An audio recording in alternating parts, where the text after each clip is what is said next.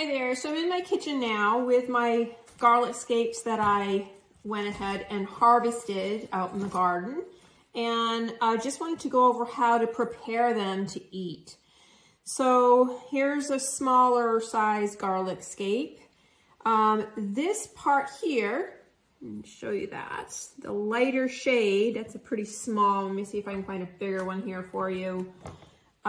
This part right here is where the garlic flower head itself will start to develop, and they get quite large. They'll get, oh gosh, a good, $half size. And that's where the flowers start to grow, and then those turn into seeds. So the flower head, although edible, is not something I'm going to be using in the garlic pesto. I'm going to use it for something else. I'm actually going to pickle these seed heads by themselves and give that a try.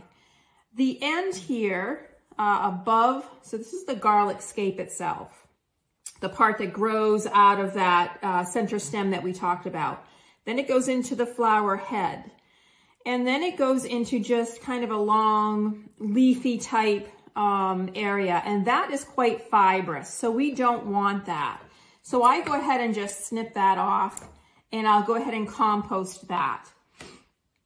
The garlic scape itself, the edible part, is anywhere from the flower head down. But again, I'm going to use the flower head for something else. So I'm just going to go ahead and snip that off with a pair of kitchen shears. And I'm going to start making a pile of the flowers themselves. As far as the garlic scape itself, once you get down toward the portion the part that grew into the center of the garlic that I showed you, sometimes that can be a little tough. I like to go ahead and you'll feel the pliability of the scape itself, of where it's going to start to get fibrous. And then I go ahead and snip that off, or you can just break it off and discard that. You can put it into the compost pile, or you can freeze them and add them to soups and things like that for flavoring if you choose to.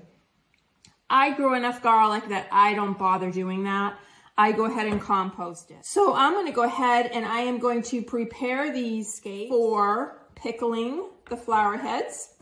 I'm going to go ahead and make some garlic pesto. I'll go ahead and link below the recipe for how I do that, as well as the pickling scapes, flower head scapes. And what else am I going to do? I'm going to do garlic scape hummus. So I'll link below in that once that's completed as well.